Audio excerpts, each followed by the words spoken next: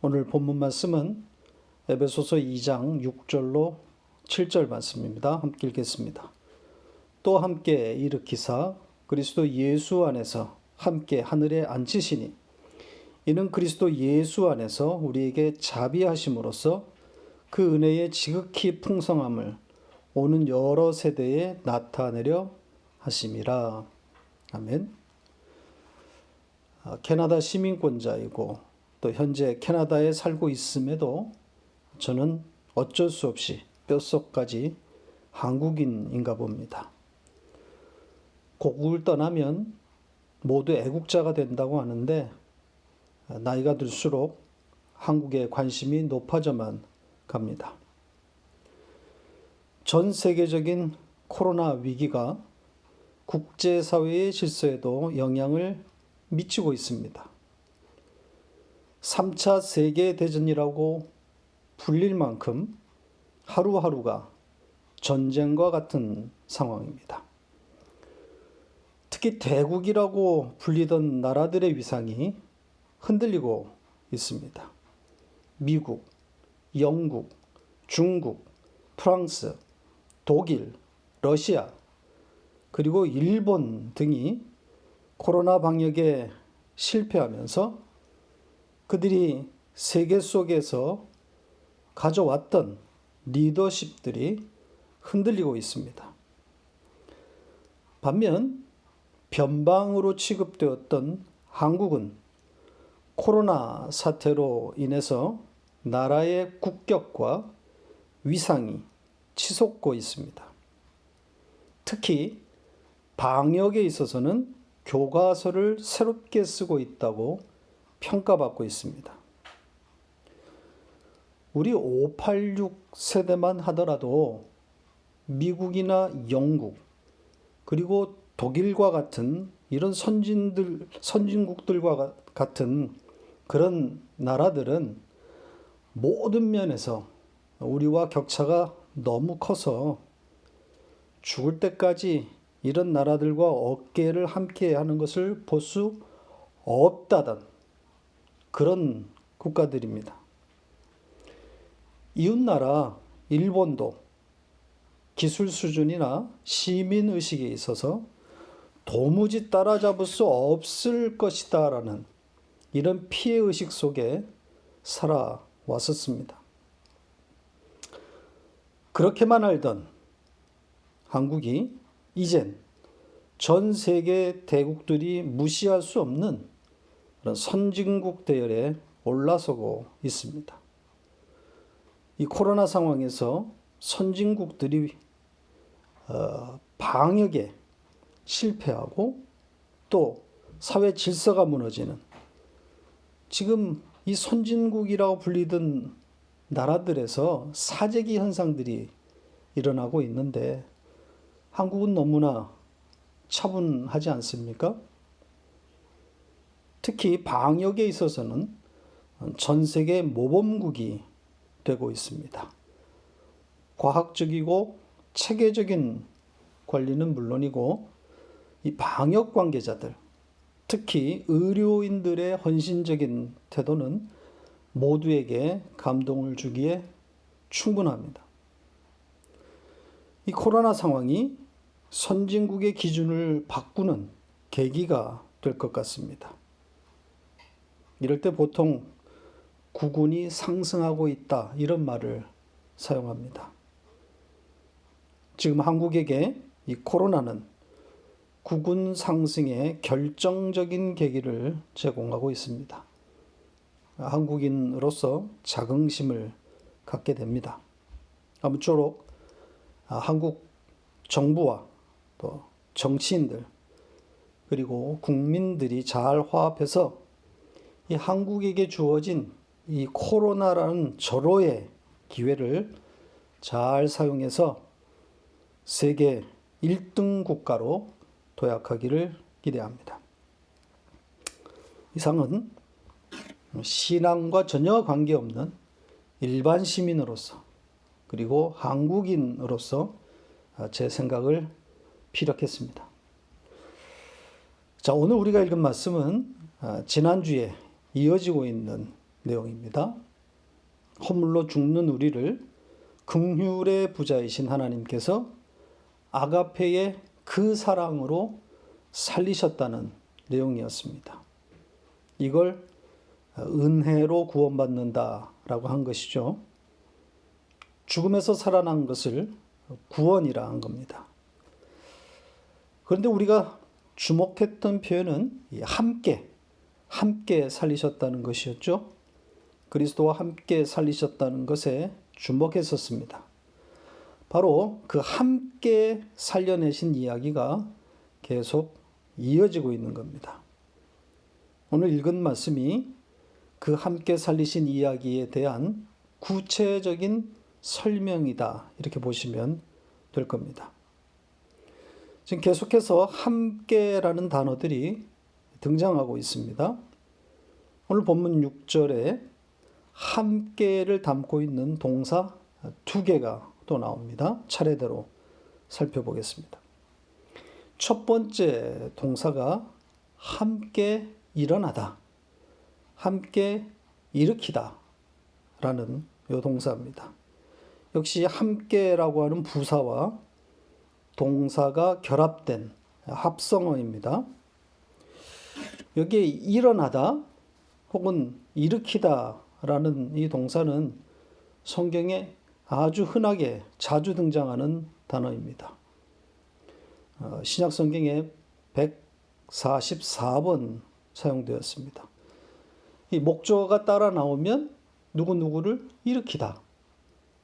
또 목적어가 동반되지 않을 때는 일어나다, 깨어나다, 이런 뜻이 됩니다.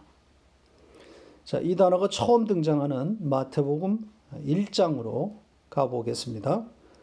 마태복음 1장 24절입니다. 같이 읽겠습니다. 요셉이 잠에서 깨어 일어나 주의 사자의 분부대로 행하여 그의 아내를 데려왔으나, 이 마리아의 수태 사실에 놀란 요셉이 마리아를 버리려고 할 때 하나님이 꿈으로 요셉에게 말씀하신 그런 장면입니다. 여기에는 깨어 일어나로 번역되었습니다. 이렇게 일어나다라는 이 단어에, 이 동사에 함께, 이 함께라는 뜻을 가진 soon, 이게 붙은 것이 오늘 본문에 함께 일어나다, 함께 일으키다입니다.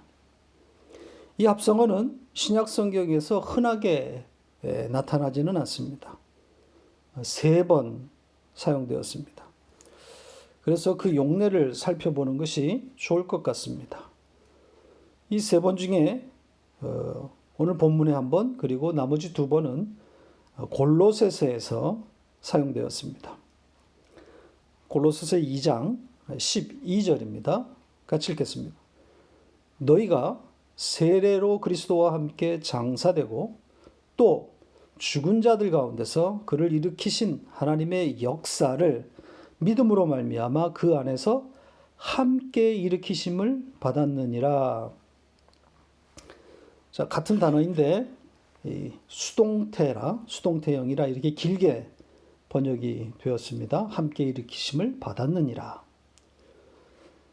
그런데 지금 이 골로새서 2장 12절 이 말씀에 또 같은 형태의 동사가 하나 더 발견됩니다. 그 앞에 함께 장사되었다라는 내용이 들어 있습니다. 함께 죽었다는 거죠. 그러니까 여기에 함께, 그 함께가 누구겠습니까? 대상이 누굽니까? 그 앞에 그리스도와 함께 장사되었다고 하죠. 그러니까 함께 일으키심을 받았다는 것도 바로 그 함께는 그리스도와 함께가 되는 겁니다. 그리스도와 함께 죽고 그리스도와 함께 일으키심을 받았다는 겁니다. 그런데 이 문장에서 중요한 단어가 하나 더 있습니다. 다시 이 문장을 보여드리겠습니다. 여기 어떤 단어일까요? 바로 세례입니다. 원문에는 정관사가 붙은 세례입니다. 그러니까 그 세례입니다. 바로 이 세례에, 그 세례에 동사 두 개가 다 걸려 있습니다. 함께 죽고 함께 일어나는 이 두 동사가 다 그 세례에 걸려 있어요. 문법적으로. 그러니까 그 세례에 함께 죽은 것이고 또 그 세례로 함께 일으키심을 받았다고 되어 있는 겁니다. 그 세례 속에서 함께 죽고 그 세례 속에서 함께 일어납니다. 그렇다면 이 세례는 어떤 세례가 되는 거죠? 그렇죠. 예수가 물에 빠져 죽는 그 세례인 겁니다. 자, 이와 비슷한 말씀이 어디에 있었죠? 모세의 세례가 언급된 고린도전서 10장입니다. 고린도전서 10장 1절로 2절입니다. 같이 읽겠습니다. 형제들아, 나는 너희가 알지 못하기를 원하지 아니하노니 우리 조상들이 다 구름 아래에 있고 바다 가운데로 지나며 모세에게 속하여 다 구름과 바다에서 세례를 받고, 이렇게 되어 있습니다. 여기에 모세는 그리스도 예수를 상징하는 중보자 모세입니다. 그러니까 이 이스라엘의 대표로 홍해에 빠져 죽었음을 뜻하고 있는 거죠. 이스라엘을 대신해서 모세가 홍해 속에 빠져 죽는 거예요. 그래서 그의 죽음과 함께 이스라엘이 거기서 장사되고 또 그가 거기서 나옴으로, 살아남으로 이어서 이스라엘이 함께 살아나는 그림입니다. 이걸 세례받았다 이렇게 말하고 있어요. 자, 골로새서 3장에 이 함께 일어나다, 일으키심을 받았다라는 이 단어가 한 번 더 등장합니다. 골로새서 3장 1절입니다. 같이 읽겠습니다. 그러므로 너희가 그리스도와 함께 다시 살리심을 받았으면 위의 것을 찾으라. 거기는 그리스도께서 하나님 우편에 앉아 계시느니라. 자, 여기서는 일으켰다고 번역하지 않고 살렸다고 번역했습니다. 늘 지적하는 것이지만 일관성이 없는 번역입니다. 이 말씀은 일으키심을 받은 자들, 그들의 이 지향점을 지금 말하고 있는 그런 내용입니다. 뭘 바라보라는 겁니까? 일으키심을 받은 자들은 뭘 찾으라고 되어 있습니까? 위의 것을 찾으라고 말하고 있습니다. 여기 이 찾으라라고 번역된 이 단어는 좀 더 적극적인 그런 표현입니다. 탐색하다 혹은 열망하다의 의미를 가진 역동적인 동사입니다. 그러니까 열정을 가지고 힘써 찾으라는 의미를 담고 있는 겁니다. 그리고 지금 이 바라봐야 할 지향점, 일으키심을 받은 자들이 바라봐야 할 지향점, 거기가 어디라고 지금 말하고 있습니까? 지금 우리가 이 말씀에서 보면 위의 것을 찾으라, 위의 것이라고 번역했는데 그 앞에 내용, 그 뒤에 나오는 내용과 연결해서 보면 그리스도가 하나님의 우편에 앉아 계신 바로 그곳인 거죠. 그리스도가 하나님의 이 우편 보좌에 앉으셨다고 하는데 조금 이따 우리가 다시 보겠지만 오늘 본문 6절에 나오는 하늘과 같은 곳입니다. 같은 뜻인 거예요. 그러니까 여기서의 하늘은 그냥 우리가 죽어서 가는 어떤 물리적인 그런 하늘, 천국이 아니라 우리의 영적 현실을 말하는 겁니다. 구원받은 영적 현실. 천국에 가면 뭐 중앙에 하나님의 보좌가 있고 뭐 그 오른쪽에 또 의자가 있는데 거기에 예수님 앉아 계시고 또 그 앞에는 24 장로들이 앉아 있고 이런 거 없습니다. 다 상징적인 표현들입니다. 아니, 하나님에게 무슨 의자가 필요하고 또 하나님의 오른쪽 왼쪽이 어디 있겠어요? 예수님이 하나님의 오른쪽에 있다고 하는 것은 그리스도 예수는 하나님의 옳은 것이다. 즉 하나님의 의라는 뜻입니다. 오른쪽이 그분의 자리라는 뜻이 아니에요. 그럼 뭐 왼쪽이 성령 하나님의 자리겠습니까? 그러니까 위의 것을 찾으라고 하는 것은 우리의 그 하늘됨, 우리의 영적 현실을 보라는 거예요. 구원받은 현실, 영생이라고 하는 그 천국의 현실을 붙잡고 살라는 뜻입니다. 코로나와 연결해서 이야기를 하면 이 코로나 상황에서 우리가 위의 것을 찾는다고 할 때 그 의미를 생각해 볼 때 하나님께서 우리를 안전하게 보호해 주실 것이다. 이렇게 가면 안 되는 거죠. 어떤 경우라도 코로나는 우리를 해하지 못한다. 그게 아닌 거죠. 코로나는 피하는 게 상책입니다. 거리 두기를 잘하고 또 생활 방역 수칙을 잘 준수함으로 보호되는 거예요. 이 위의 것을 찾으라고 하는 것은 이 코로나의 위협에 상관없이 구원받은 현실로 인해 그것으로 기뻐하고 즐거워하라는 거예요. 심지어 코로나에 감염되었다 하더라도 구원받은 영적 현실로 인해서 흔들리지 않고 그 안정됨을 바라보게 되는 겁니다. 그런 면에서 때로는 이 전광훈 목사의 이 사랑제일교회에 모여드는 구국기도의 사람들의 자세를 좀 볼 필요가 있다 생각을 합니다. 물론 잘못된 믿음이고 또 이 신비주의 무당놀이에서 파생된 용기지만 코로나를 그들은 두려워하지 않는단 말이죠. 걸려도 좋다는 겁니다.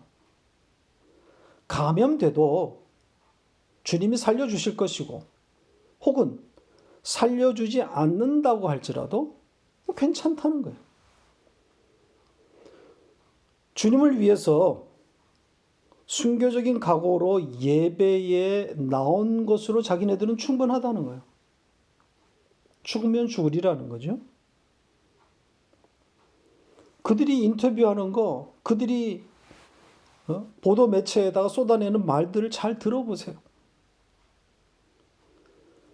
물론 이 위의 것을 잘못 해석한 것이 문제지만 아무튼 다른 세계를 붙들고 있단 말입니다. 그러니까 다른 세계를 찾고 있고 붙들고 있기 때문에 코로나 따위는 아무 문제가 안 된다는 거예요. 자, 이 코로나가 가져다 준 긍정적인 효과들이 우리에게 많은 것도 사실입니다. 사람을 만나지 않음으로 혹은 못함으로 하나님과 또 그 말씀에 집중할 수 있는 시간이 될 수 있습니다. 또 바쁜 일상에서 놓쳤던 여러 가지 것들, 특히 우리 신앙과 관련해서 모든 것들을 돌아볼 수 있는 계기가 될 수 있습니다. 그럼에도 코로나 사태는 자칫 우리의 일상이 이 코로나에 매몰되게 할 수도 있습니다. 모든 관심이 이 코로나에 집중되므로 아래 것만 보게 될 수도 있다는 거죠. 그러니까 하나님에 대한 관심조차도 결국 코로나와 연결시키게 된단 말입니다. 이것은 코로나가 가져다 준 부정적인 효과입니다. 코로나에 갇혀서는 안 됩니다. 우리가 지금 맞고 있는 이 공동의 이 코로나 곧 지나가겠지만 개인의 코로나는 또 찾아옵니다. 이 땅에 사는 동안 고통은 필수 요소입니다. 사회적인 코로나가 찾아왔든 또 개인적인 코로나가 찾아왔든 이 위의 것, 그 하늘, 그 영적 현실을 바라볼 수 있어야 합니다. 이번 코로나를 피했다고 해서 끝난 게 아닙니다. 코로나가 오기 전에도 지난 겨울 이 독감 바이러스로 사망한 인원이 엄청납니다. 미국에서만 10,000명이 넘었다 그러잖아요. 시간이 흐를수록 또 나이가 들수록 면역은 떨어지기 마련이고 따라서 더 많은 위험에 노출될 수밖에 없습니다. 완벽한 백신이나 치료제는 없습니다. 그런 것에 기대어 안정함을 얻으려고 하는 것은 미련한 짓입니다. 또 이 코로나 사태는 돈이 건강을 보장하지 않는다는 것을 증명하고 있습니다. 보통 경제력과 장수, 오래 건강하게 사는 것이 비례인데 이게 세상의 지금 규칙 아니겠습니까? 그런데 이번 코로나 사태로 그렇지 않을 수도 있다는 경고를 보내고 있습니다.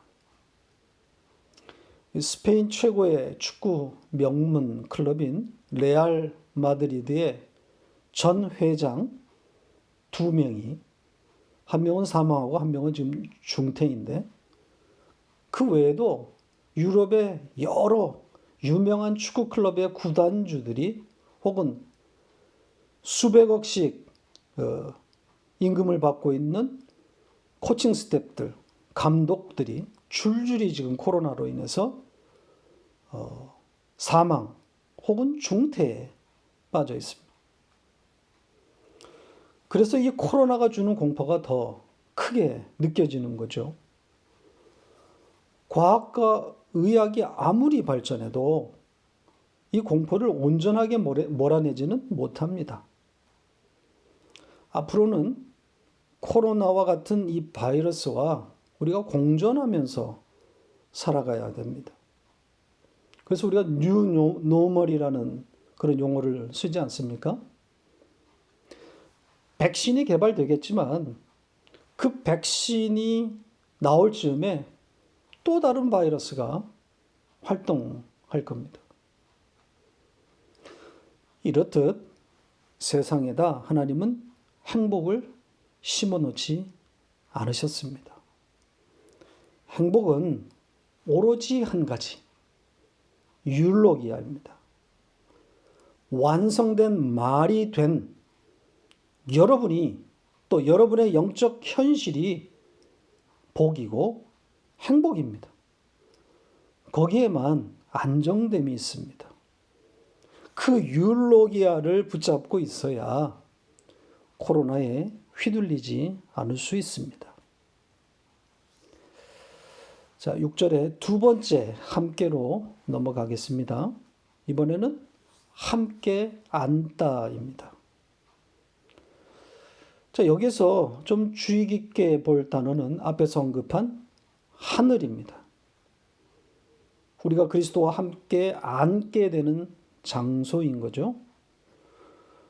자, 우리 성경은 그냥 하늘이라고 번역했는데 복수형인데다가 또 이 에피, 그러니까 위의 것이라고 하는 이런 전치사까지 붙어서 위의 하늘들이라는 합성어입니다.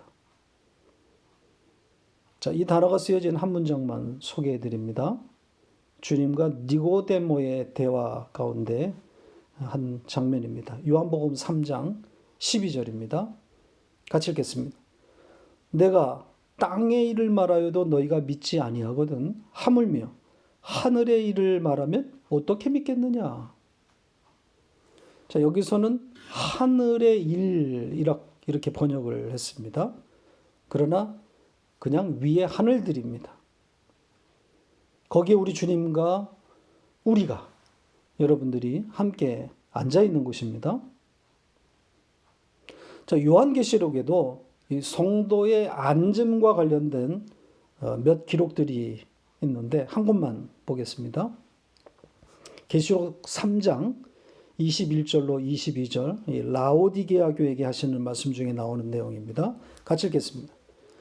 이기는 그에게는 내가 내 보좌에 함께 앉게 하여 주기를 내가 이기고 아버지 보좌에 함께 앉은 것과 같이 하리라. 귀 있는 자는 성령이 교회들에게 하시는 말씀을 들을지어다. 자, 여기서는 보좌라고 하죠. 내 보좌. 누구의 보좌입니까? 네, 주님의 보좌입니다. 그리스도 예수의 앉으신 보좌입니다. 그런데 그 주님이 앉은 그 자리에 누구를 앉히신다 그럽니까? 뭐라고 표현되어 있습니까? 이기는 자. 그 성도를 이기는 자로 표현하고 있습니다. 따라서 모든 성도는 이기는 자입니다. 그러니까 이기는 성도가 있고 혹은 지는 성도가 각각 있다. 이런 뜻이 아닙니다. 성도는 모두 이기는 자입니다. 왜요? 주님이 이겼기 때문입니다. 여기 지금 주님이 이기셨다 그러잖아요. 그러니까 우리 주님이 이겼기 때문에 우리는 자동으로 이기는 자가 되는 거예요. 그래서 모든 성도는 다 이기는 자인 거예요. 그러니까 줄만 잘 서면 이기는 거죠. 물론 이 줄을 잘 서는 것이 어려운 일입니다. 그래서 귀 있는 자만 들으라고 하시는 거죠. 귀가 있는 자에게만 들리는 말씀이라는 거예요. 그러니까 역시 이 내용도 성도의 영적 현실을 말하고 있는 겁니다. 그러니까 영생이라고 하는 우리의 그 현실, 그것을 이렇게 그림 언어로 표현하고 있는 거예요. 그러니까 주님과 우리가 함께 앉은 그 의자, 혹은 그렇게 주님과 함께 앉아있는 그 그림을 그리시면 돼요. 그것이 지금 우리에게 임한 영적 현실, 연합의 현실인 겁니다. 자, 마지막으로 7절을 보고 마치겠습니다. 이 7절은 하나님께서 우리를 그리스도와 함께 일으켜서 또 그리스도와 함께 그 위의 하늘에 앉히신 그 이유를 설명하고 있는 내용입니다. 그러니까 왜 우리를 일으키시고 또 앉히셨는지에 대한 그런 말씀이에요. 다시 7절을 좀 읽어보겠습니다. 같이 읽겠습니다. 이는 그리스도 예수 안에서 우리에게 자비하심으로써 그 은혜의 지극히 풍성함을 오는 여러 세대에 나타내려 하심이라. 자, 여기에 보면 앞에 등장했던 주요한 단어들이 다시 등장하고 있습니다. 자비하심, 은혜, 풍성함, 다 앞에 나왔던 그런 단어들이죠. 이 자비하심은 4절의 그 크신 사랑, 그 하나님의 그 아가페, 그것과 연결되어 있고, 또 은혜의 풍성함은 4절에서 긍휼이 풍성하심, 그렇게 나와 있었죠. 그 은혜의 부자라는 뜻입니다. 그 하나님의 자비하심으로 우리가 구원을 받은 거죠. 은혜로 구원받은 겁니다. 자, 그것이 이제 우리에게 일어난 현실인데 그것이 어떻게 되었다는 겁니까? 지금 이 문장에서 주어와 동사를 잘 찾아내야 됩니다. 동사가 뭐죠? 마지막에 나오는 나타내다입니다. 이 단어는 보여주다 혹은 증명하다라는 뜻입니다. 그렇다면 이 보여주는, 나타내는 주체, 즉 주어가 누가 되는 겁니까? 우리 성경에는 주어가 잘 보이지 않습니다. 자, 하나님이 보여주는 겁니까? 하나님이 나타내는 겁니까? 아니면 구원받은 우리가 나타내는 겁니까? 우리가 보여주는 겁니까? 자, 우리 성경도 잘 들여다보면 이 동작의 주체가 하나님으로 되어 있는 것을 알 수 있습니다. 그러니까 하나님이 나타내신다는 거예요. 하나님이 증명하시겠다는 거예요. 자, 여기에 담긴 의미가 크다고 할 수 있겠습니다. 누가 전도하느냐? 전도의 주체가 누구인가 하는 거죠. 하나님이 전도하시겠다는 거예요. 이 전도에 대해서 좀 정리할 필요가 있습니다. 전도는 하나님이 하신다. 이 성경의 대전제를 이해할 필요가 있습니다. 이걸 오해하기 때문에 잘못된 또 비성경적인 전도법이 등장하는 겁니다.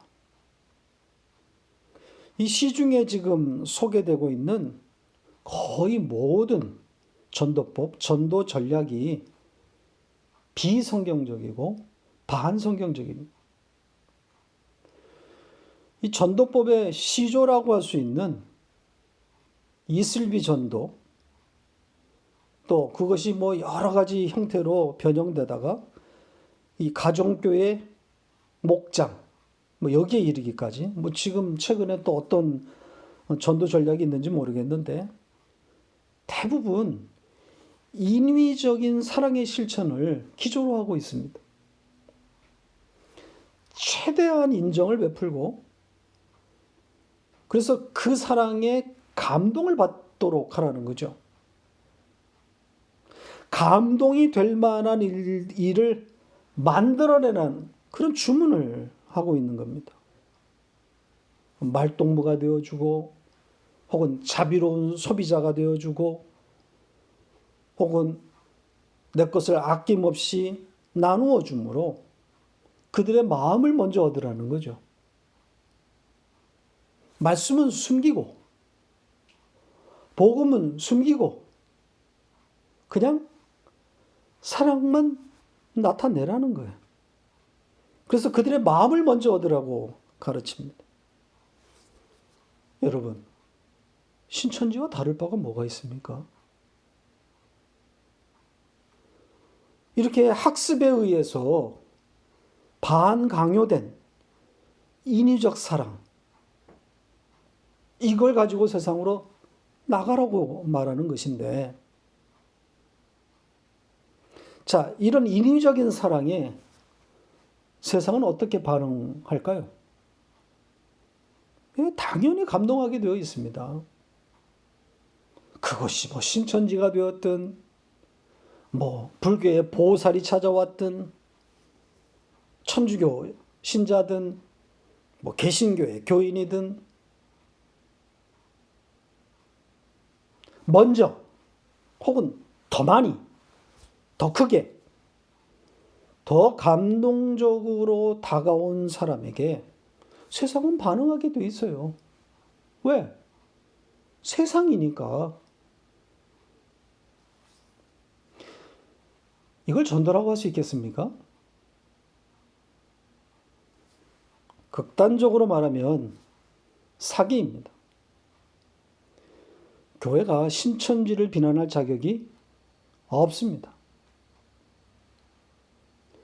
이 전도의 주체에 대한 바른 이해가 선행되어야 그리고 나서 내가 해야 할 역할을 고민해야 되는 거죠. 성경은 지속적으로 전도의 주체자가 하나님이라고 하는 사실을 가르치고 있습니다. 자, 몇 구절만 소개하고 마치겠습니다. 자, 사도행전 1장 8절입니다. 같이 읽겠습니다. 오직 성령이 너희에게 임하시면 너희가 권능을 받고 예루살렘과 온 유대와 사마리아와 땅끝까지 이르러 내 증인이 되리라 하시니라.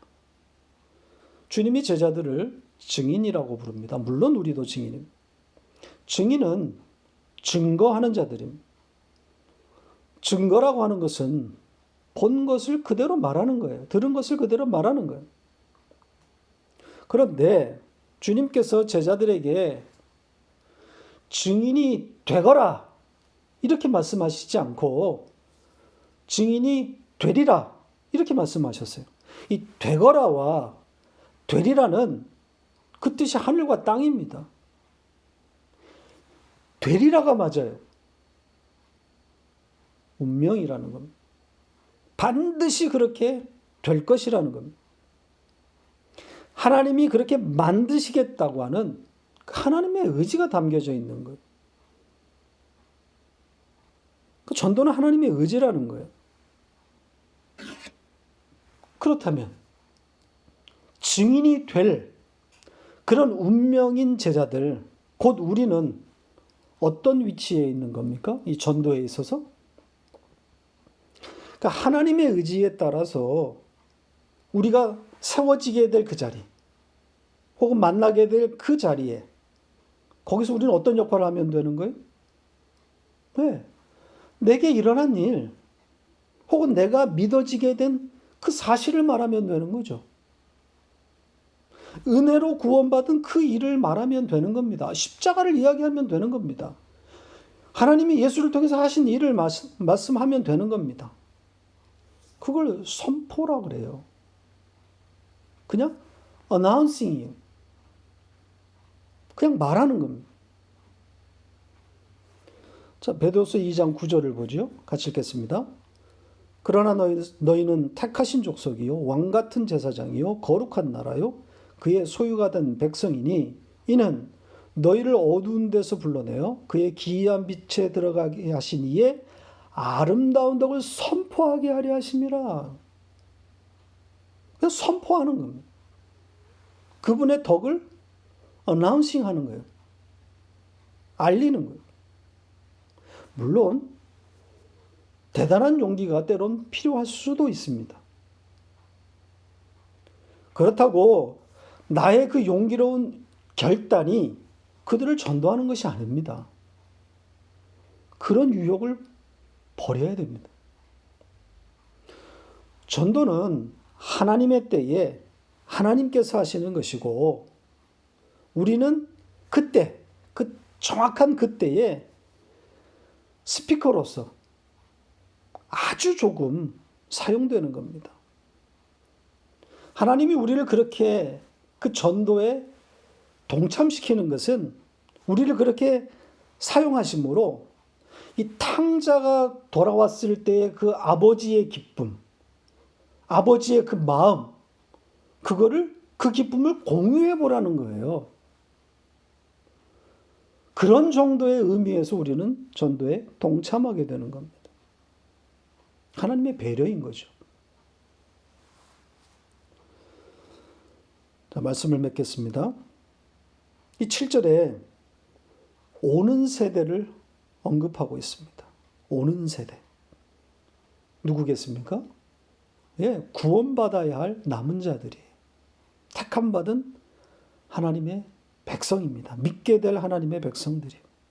그러니까 그들, 그 택함받은 자들을 마지막 한 사람이 돌아올 때까지 하나님은 당신의 증인인 교회를 통해서, 에클레시아를 통해서 전도하고 계시는 거예요.